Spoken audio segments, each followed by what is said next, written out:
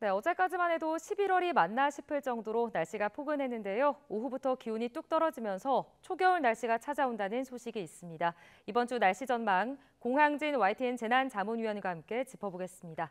네, 어서 오세요. 네, 안녕하세요. 네, 안녕하세요. 자, 오늘은 전국 하늘이 굉장히 좀 흐린 것 같았습니다. 그러게요. 비가 오는 곳도 있다고 하는데 좀 어느 지역에 얼마나 오는지 궁금합니다. 어제 날씨 좋았죠. 네, 어제는 어제 아마 정말 좋았어요. 가을 네. 정취를 아마 만끽하신 분들이 많았을 텐데 낙엽색도 좋고요. 네. 그래서 단풍도 이제 어느 정도 들어서 가을을 만끽할 수 있었는데 오늘 아침에 갑자기 날이 흐려졌어요. 그래서 비가 간간히 오기도 했는데 현재는 비가 대부분 그쳤습니다. 그래서 비가 온 비구름이 세력이 약하고 그다음에 띠처럼 아주 얇게 되어 있어서 오늘 충청과 남부지방 일부에만 약하게 비가 오는 등 마는 등 하면서 한 5mm 정도의 비가 올 것으로 보이고요. 오후에는 점차 개면서 날이 회복될 것으로 그렇게 예상을 하고 있습니다. 지금 비 소식도 있지만 특히 경상권에 계신 분들은 이 안개 때문에 운전 좀 조심하셔야겠습니다. 가시거리가 20m인 곳도 있다 이런 소식도 있더라고요. 20m면은 앞도 잘 안 바로 보이는 앞, 거잖아요. 네, 그쵸. 그래서 아마 거의 운전하기 되게 어려우실 텐데. 오늘 안개가 낀 지역이 주로 이제 내륙 지방이에요. 그래서 네. 중부 내륙, 그다음에 남부 내륙인데 가시거리가 8시 현재 군위가 20m, 춘천이 30m 정도로 떨어져 있어서 아마 불편을 좀 겪었을 것으로 보여요. 근데 시기적으로 보면 이제 가을철, 봄, 가을이 이제 안개가 좀 잦은 계절입니다. 그렇죠. 특히 11월에 좀 안개가 많이 끼는 계절이잖아요. 그러니까 특별한 이유가 있을까요?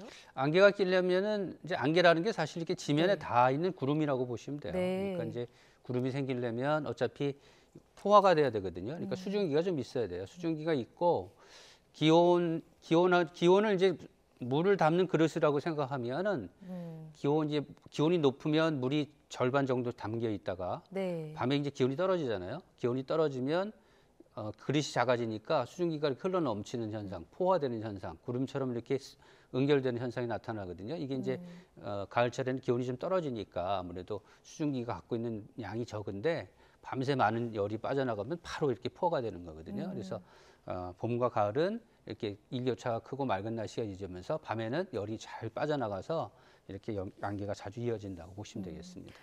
어제만 해도 정말 낮 기온이 20도를 웃돌면서 지금이 가을이 맞나? 이제 좀 여름 아닌가 그렇죠? 이런 생각이 들 정도로 옷을 얇게 입었는데 요즘 조금 네. 너무 기온에 좀 너무 민감해서 여름 아니냐 이렇게 그쵸. 하는데 사실은 가을은 가을이에요. 네. 왜냐면 평균 기온이 가을 수준을 지금 맞추고 있거든요. 네. 다만 최근 기온은 좀 높았어요. 그쵸. 평균 보다 한 4, 5도 정도 높았으니까 많이 높았어요.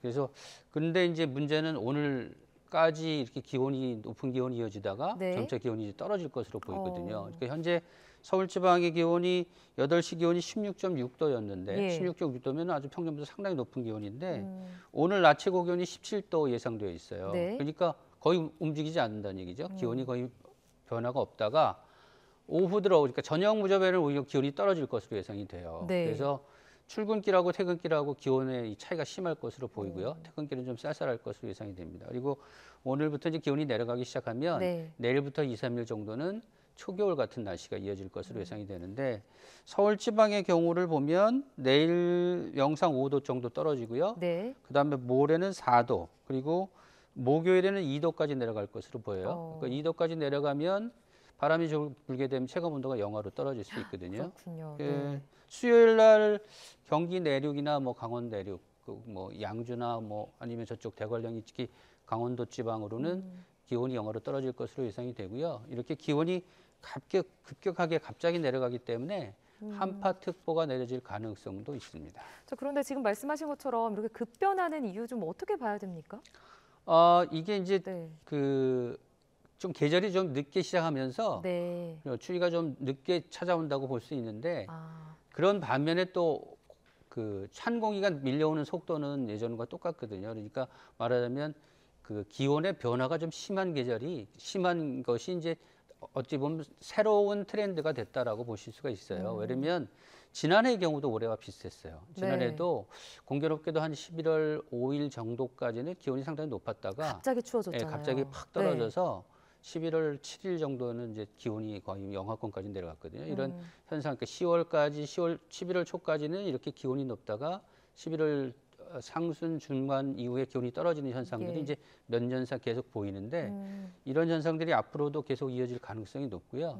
다만 이제 이번 초겨울 추위는 그렇게 오래 이어지진 않고 언제까지 이어질 거라고 보세요? 한 네. 금요일 날부터는 기온이 좀 오를 것으로 예상이 돼요. 평년 수준까지 오를 것으로 예상이 되고 이후에는 뭐 지금 현재로서는 그렇게 급격한 기온이 떨어지지는 않을 것으로 보이지만 네. 다만 이제 지난주까지 이어졌던 아주 포근한 날씨보다는 좀 기온이 낮을 것으로 예상이 됩니다. 그리고 그렇게 보면 11월 달은 기상청의 전망으로는 평년보다 기온이 조금 높을 것으로 예상이 된다고 보고 있지만 네. 기온의 변화는 좀 심할 것으로 보여요. 그러니까 뭐 이렇게 따뜻한 느낌을 뒀다가 바로 또 초겨울 추위처럼 차가워졌다가 하는 날씨가 이어지면서 기온은 점차 내려가겠죠. 이제 겨울로 가니까 그러면서 11월이 지날 것으로 보이고요.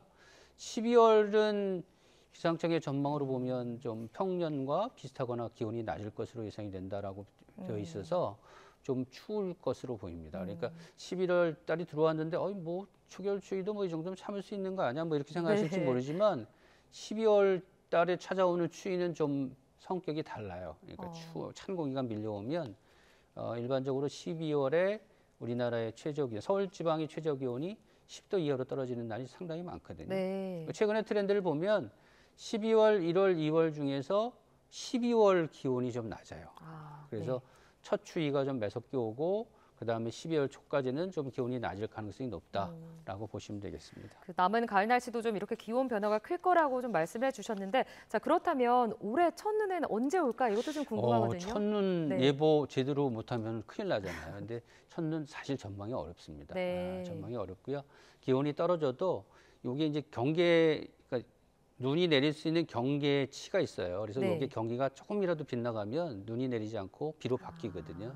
근데 다만 이제 이런 건 있죠. 평년에 어느 정도 수준 시간이 됐으면 눈이 왔다. 네. 그러면 올해도 그 정도 기대해 보지 않을까라고 보는데 보통 지금 표에도 나오고 있는데 서울 지방에 11월 10일 정도에 첫눈이 왔다고 하잖아요. 11월 10일이면 뭐 다음 주인데. 너무 빠른데요. 예. 그래서 올해는 아마 조금보다 좀 늦을 가능성이 있는데 다만 이제 그 초겨울 추위가 다가올 때, 초겨울 추위가 찾아올 때 구름이 좀 밀려오는 지역에서는 눈을 기대하셔도 좋을 것 같은데 눈은 사실 근데 이런 건 있어요. 눈은 쌓여야지만 기록이 되고 이게 날리면 첫눈으로 기록이 안 돼요. 그러니까 보통 사람들이 얘기할 때 나 첫눈 오는 거 봤어 막 이렇게 얘기하는데 네. 사실은 기록에 남지 않는 경우가 있죠. 근데 올해는 아마 지금 평년보다는 조금 늦을 가능성이 있습니다. 오히려 평년보다 비교를 했을 때 조금 늦을 가능성이 있다라고 말씀해 주셨는데 자 기상청에서는 아까도 좀 말씀해 주셨지만 12월 초에도 매우 추울 것이다 이렇게 좀 전망을 하고 있거든요. 네. 뭐 이번 겨울도 4만 4온이다 이런 말도 있던데 좀 어떻게 좀 보십니까? 사실 이제 장기 전망은 이제 3개월 정도 되는 이제 기간을 그렇죠. 전망을 하는데 전망이라는 표현을 쓰는 이유는 잘 안 맞아서 그렇거든요. 네. 그러니까 신뢰도가 50%보다 조금 위에 있어요. 그래서 전망이라고 하는 얘기는 사실은 그만큼 어렵다라고 보실 수 있죠. 왜냐면 네. 우리가 뭐 바로 앞에 날씨도 요즘 점점 맞추기가 어려운데 맞아요. 네. 긴 것까지 얘기하기는 어렵지만 다만 이제 큰 추세를 보면 이럴 것이다라고 이제 예상을 할 수가 있는데 그래서 현재까지는 12월 달은 좀 전에도 말씀드렸듯이 평년보다 비슷하거나 좀 기온이 낮을 가능성이 있지만 네. 1월에는 오히려 기온이 높을 가능성이 있습니다. 그래서 평년보다 오히려 따뜻해지는 현상이 나타날 가능성이 있는데 사실은 이 워낙 그 날씨 변화가 심하다 보니까 그러니까요. 네. 사실은 매년 똑같은 날씨가 거의 없어요. 그러니까 뭐 제가 잠깐 나오기 전에 조사를 좀 잠깐 해봤는데 예. 최근 5년 정도의 겨울 날씨가 똑같은 해가 없어요. 그래서 우선 이제 아주 따뜻했던 겨울은 2019년에서 20년까지 있던 때가 아주 따뜻했고요. 이때는 1월까지는 따뜻했는데 오히려 2월에 추웠어요. 다시 추워진 거네요. 네. 네네. 근데 그 다음 해만 해도 이제 추운 거 아니야? 그랬더니 아주 고온 현상이 있었고요.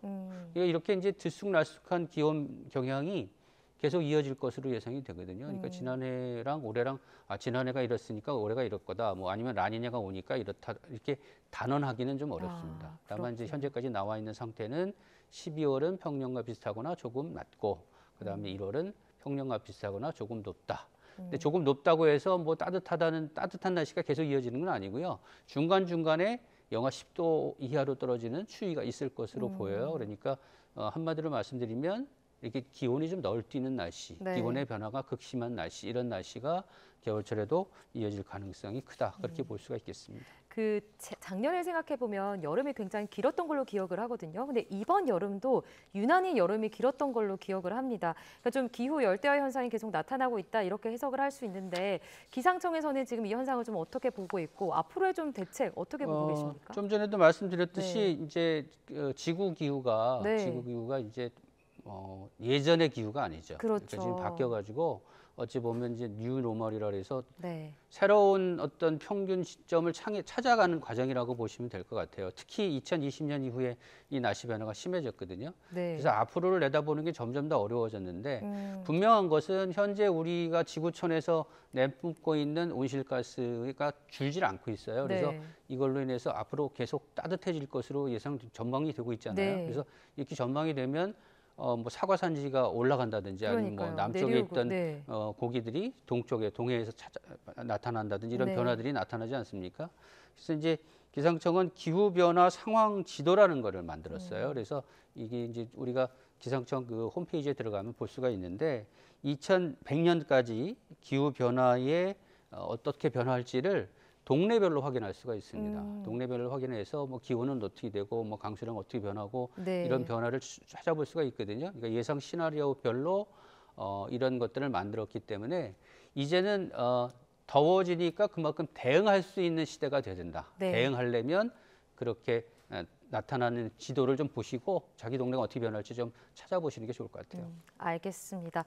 자, 좀 날씨가 계속 바뀌기 때문에 잘 좀 앞으로 지켜봐야 될 것 같습니다.